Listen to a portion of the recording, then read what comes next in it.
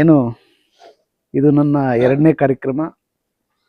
ಬೈರ್ಕೂರು ಪಂಚಾಯಿತಿ ತಾಲೂಕಲ್ಲಿ ಹೆಸರುವಾಸಿಯಾಗಿರ್ತಕ್ಕಂಥ ಕಾಡೇನಹಳ್ಳಿ ಗ್ರಾಮದಲ್ಲಿ ಇವತ್ತು ಕಾಲೋನಿಯಲ್ಲಿ ನಲ್ಲಗಂಗಮ್ಮನ ಒಂದು ಮರುಸ್ಥಾಪನೆ. ಈಗಾಗಲೇ ಅಶೋಕ್ ಅವರು ವಿಸ್ತಾರವಾಗಿ ಅದರ ಬಗ್ಗೆ ತಿಳಿಸಿದ್ದಾರೆ. ಇದ್ರ ಬಗ್ಗೆ ನಮ್ಮ ಮಾನ್ಯ ಜನಪ್ರಿಯ ಶಾಸಕರು ಕೂಡ ಈ ಜೀರ್ಣೋದ್ಧಾರಕ್ಕಾಗಿ ಸಹಾಯ ಹಸ್ತವನ್ನು ಮಾಡಿದ್ದಾರೆ. ಕಾಡೇನಹಳ್ಳಿ ಗ್ರಾಮಸ್ಥರ ಕಡೆಯಿಂದ ನಾವೆಲ್ಲರೂ ಕೂಡ ಅವ್ರಿಗೂ ಕೂಡ ಚಿರಋಣಿ ಕೃತಜ್ಞತೆಗಳನ್ನು ಕೂಡ ಸಲ್ಲಿಸಬೇಕಾಗ್ತದೆ. ಅದೇ ಥರ ಮತ್ತು ನಾಗರಾಜನ್ನವರು ನನಗಿವಾಗ ಬೆಳಗ್ಗೆ ಫೋನ್ ಮಾಡಿ ಹೇಳಿದ್ರು ಈ ಥರ ಇದೆ ಅಂತ ಹೇಳಿ.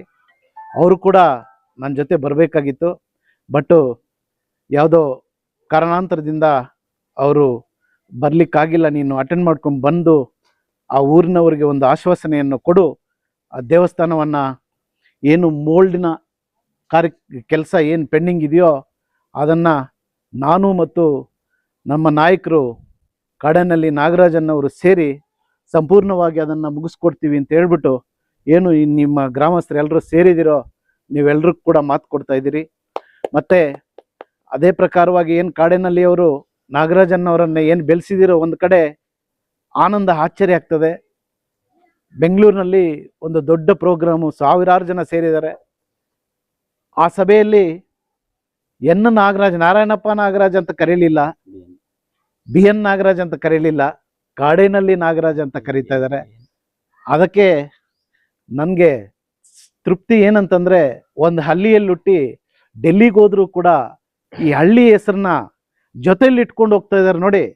ಆ ಗುಣ ನಿಮ್ಮ ಹಳ್ಳಿಯವರು, ನೀವು ಬೆಳೆಸ್ಕೊಟ್ಟಿರ್ತಕ್ಕಂಥ ನಾಗರಾಜನ್ನವರು ನಿಮ್ಮ ಹಳ್ಳಿ ಹೆಸರನ್ನು ಉಳಿಸ್ಕೊಂಡು ಹೋಗ್ತಾ ಇದ್ದಾರೆ.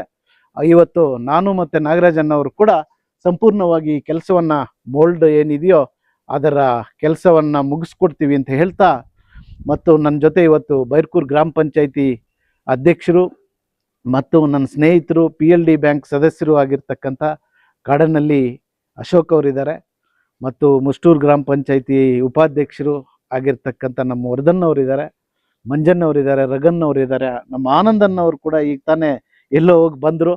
ಸಾರಿ, ಎಲ್ಲರಲ್ಲೂ ಕ್ಷಮಾಪಣೆ ಕೇಳ್ತೀನಿ. ಬೆಳಗ್ಗೆ ತುಂಬ ಜನ ಇದ್ರಂತೆ, 11:30 ನಂಗೆ ಟೈಮ್ ಕೊಟ್ಟಿದ್ರು.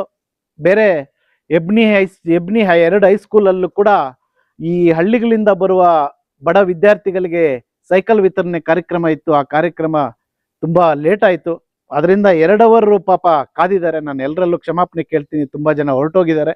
ಪರವಾಗಿಲ್ಲ, ನಿಮ್ಮೂರಿನ ಕಾರ್ಯಕ್ರಮ ನಾವು ಮುಗಿಸ್ಕೊಡ್ತೀವಿ. ಎಲ್ಲರಿಗೂ ಒಳ್ಳೆಯದಾಗಲಿ. ಜೈ ಹಿಂದ್, ಜೈ ಕರ್ನಾಟಕ.